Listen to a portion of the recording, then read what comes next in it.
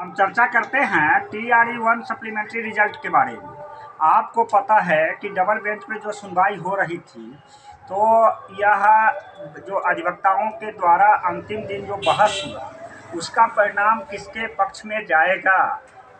सरकार जीतेगी या अभ्यर्थी? इसमें तो संशय बना हुआ है। फैसला सुरक्षित है।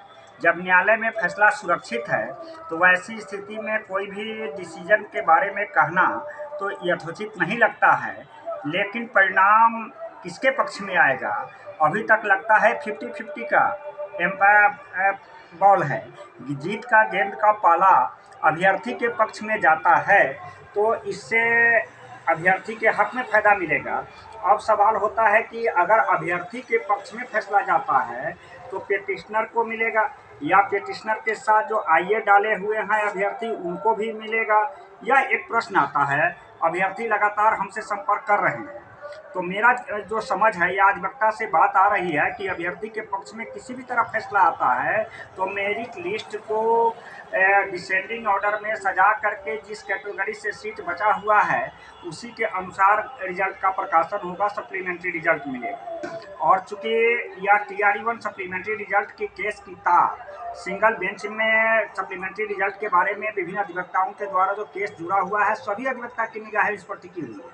इससे जुड़ा हुआ है TRE-2 के सप्लीमेंट्री रिजल्ट जुड़ा हुआ है, TRE-3 के सप्लीमेंट्री रिजल्ट जुड़ा हुआ है। इसलिए इस केस का डबल बेंच में है काफ़ी अहमियत है, काफ़ी मायने रखता है। सरकार यदि सब जीतती है, तो सरकार अगर जीतेगी तो अभ्यर्थी क्या करेगा?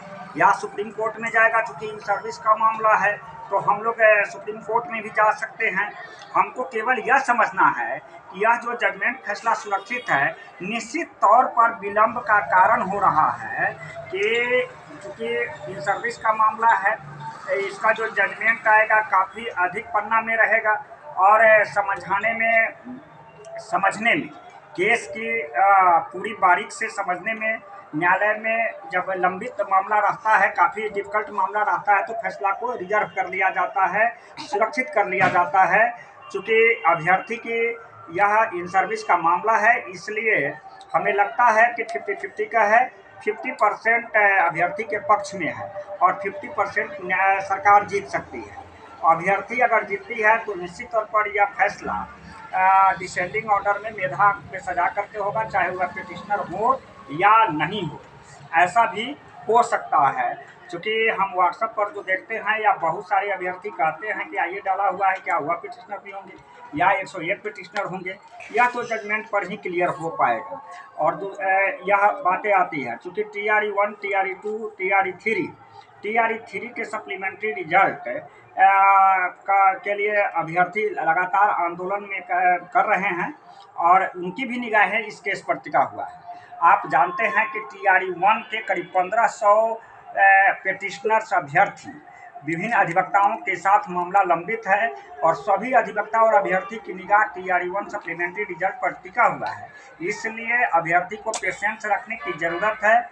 हम लोग चाहे जो भी संभावनाएं होगा, सुप्रीम कोर्ट तक इस सर्विस की मामला को लेकर के जाएंगे और इसकी लड़ाई लड़ेंगे। एक तो रास्ता यह बनता है। दूसरा रास्ता बनता है कि जब बहस के दौरान यह बात क्लियर नहीं हो सका कि किस कैटेगरी में कितनी सीट खाली है, फर्जीवाड़ा के कारण या मल्टीपल वैकेंसी के कारण जो सीटें आई है, हो सकता है कि इस ऑर्डर में इस बात का भी चर्चा हो, या तो सरकार अगर जीतती है तो इस बात पर चर्चा नहीं होगी, लेकिन अभ्यर्थी अगर जीतता है तो किस कैटेगरी में किसके सीट के अगेंस्ट में होगा। जैसा कि 1151 केस में TRE-1 सिंगल बेंच में जो डिसीजन आया था, उसमें मल्टीपल वैकेंसी के ऊपर, फर्जीवाड़ा के ऊपर जो भी सीटें खाली है TRE-1 में, या सभी सीटें के ऊपर सप्लीमेंट होगा। मेंस के जो भी अभ्यर्थी विभिन्न कैटेगरी में सीटें खाली होगी जितनी, उस पर जो डिसेंडिंग ऑर्डर से मेरिट लिस्ट बनना चाहिए, सभी को नौकरी मिलनी चाहिए, यह भी बातें हो सकती हैं। अब रही बात कि इस पर अभ्यर्थी का क्या है रुख, तो जो भी बातें हैं, खाली पुलाव पकाना अच्छा नहीं लगता है और न्यायालय में जब फैसला सुरक्षित हो, तो इस पर फैसला के बारे में भविष्यवाणी करना भी कोई ज्योतिष नहीं है। जो फैसला कर देगा। जो अधिवक्ता वहाँ थे उपस्थित या हमारे केस को लड़ रहे थे, वह भी कॉन्फिडेंटली नहीं कह पा रहे हैं कि सरकार जीतेगी या अभ्यर्थी। अभ्यर्थी अगर जीतेगी तो किस तरह से जीतेगी, सरकार अगर जीतेगी तो किस तरह से जीतेगा। चूँकि गर्भगृह में मामला है, न्यायालय में मामला है और फैसला सुरक्षित है, इसलिए पूरे तमाम अभ्यर्थी को मैं प्रदेश के साथियों को यह कहना चाहता हूँ कि फैसला के लिए सुरक्षित है। आप लोग पेशेंस और धैर्य बना करके रखें। हम लोग लड़ रहे हैं, चाहे इससे मामला अधिक उम्र के अभ्यर्थी का भी है और अधिक उम्र के अभ्यर्थी जिसकी नियमावली पर लड़ाई लड़ रहे हैं, वे लोग भी TRE-1 सप्लीमेंट्री में और आईए डाल करके डबल बेंच में गए थे। चूँकि डबल बेंच में 2 जजों का बेंच होता है, दोनों जजों का अलग अलग टिप्पणी हो सकता है, अपना अपना मंतव्य, और उस पर भी आधारित फैसला आ सकता है। आप जुड़े हुए हैं GM एजुकेशन में, फैसला के लिए